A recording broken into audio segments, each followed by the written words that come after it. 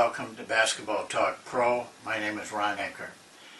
Today we're discussing our quality number 5, one of our supporting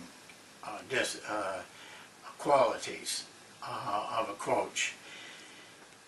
And this one is self-discipline. I think the best place to start is with just the word discipline. And I go to the dictionary, which I like to do, because the dictionary is very concise, but also very accurate in the definition. And the dictionary says of discipline, it's controlled, gained by obedience or training. Obedience meaning that probably somebody's telling you what to do, and you got to do it every day or at a certain time. Training is somebody trains you to be disciplined. Self-discipline, though, is different because the person doing the training is you, and the person you're obedient to is you. And I want to let you know right from the outset that self-discipline is very lonely. Almost all self-discipline is done by yourself.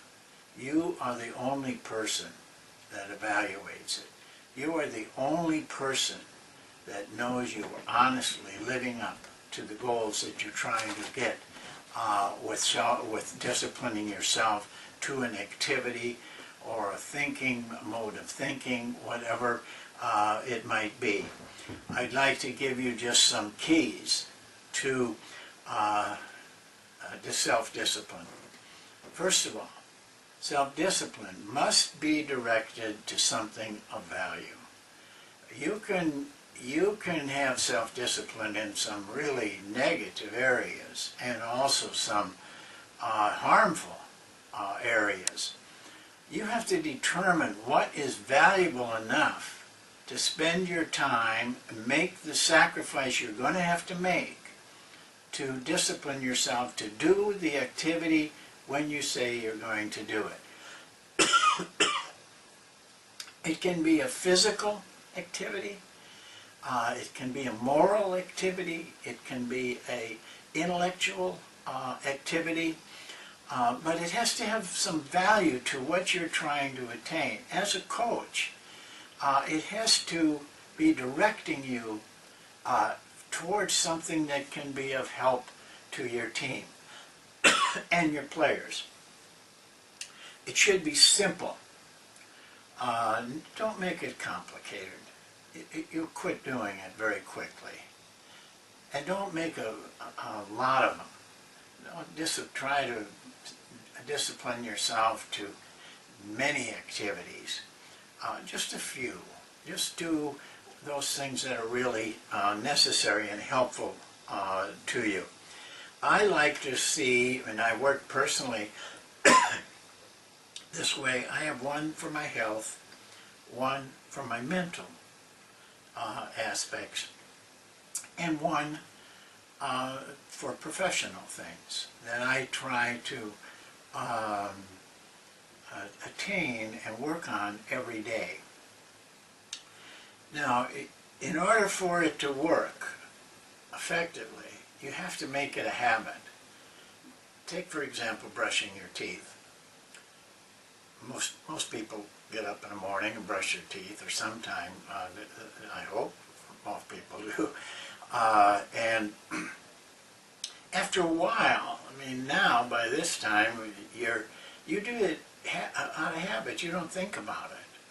But I'm sure there's mornings that you wake up and you would rather not do it. You might be you might have woken up late and you're rushing to get to work or rushing to get to your activity, and you think, I can get by with it. But real self-discipline doesn't allow you to do that. You have a habit, and when you don't brush your teeth, you feel guilty all day, and you probably don't feel quite right. Because you have established a habit, and this is the secret of self-discipline. I run every morning. it for many, many years, 6 days a week. If I don't do it, I feel very guilty, and I don't feel right. My body doesn't feel right. But there's many mornings that I get up and think, gosh, I don't want to go out and run that 3 miles today. You know, it might be cold outside. You may not be feeling well, but there's a key to this. And this is what I want to tell you, is do it anyway. If you can't do it all, do part of it. Do, even if it's just a minute or two, do it.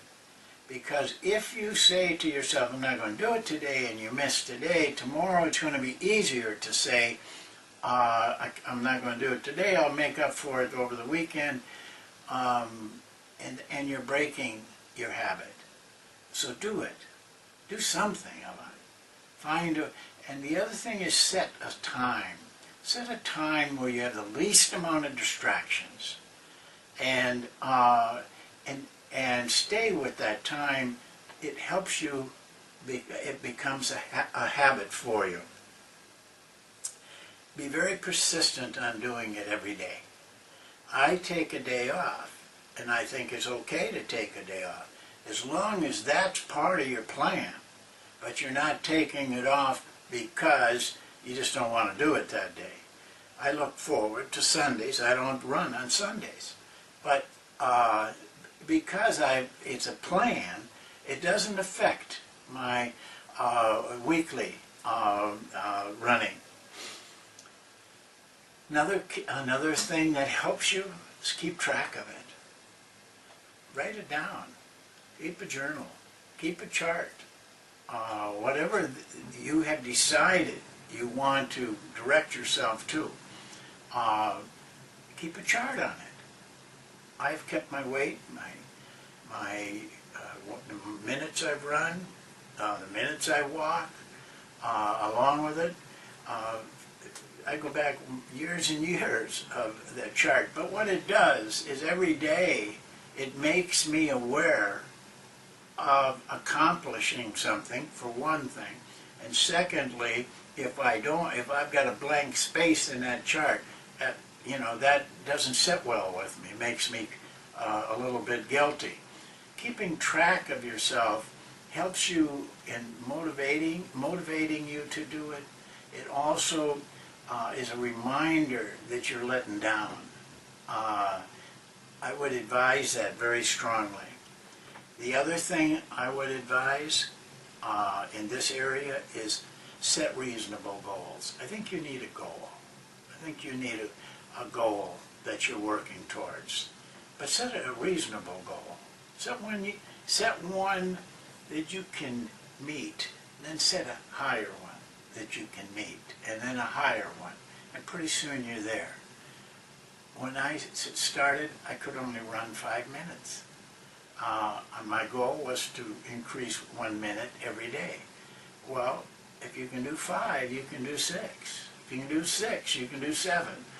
And pretty soon, you're doing 40, 45 minutes. But it wasn't a hard goal. I see people come out to, especially in a physical activity, they come out and they just work themselves crazy the first day, push, push, push. And then their muscles are sore, they're tired, and pretty soon, 2-3 days after that, you don't see them anymore. Set reasonable goals, and take pride in reaching those goals.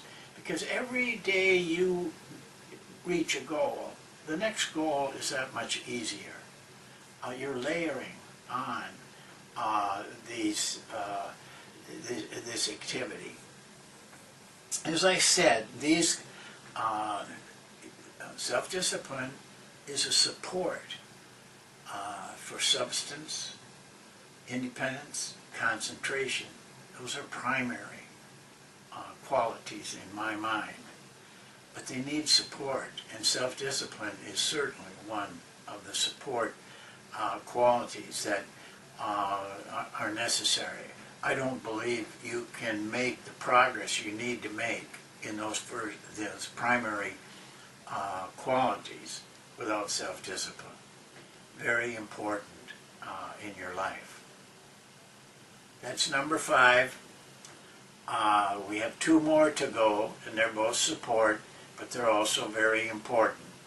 So we'll see you tomorrow or whenever, and we look forward to it. Thank you very much.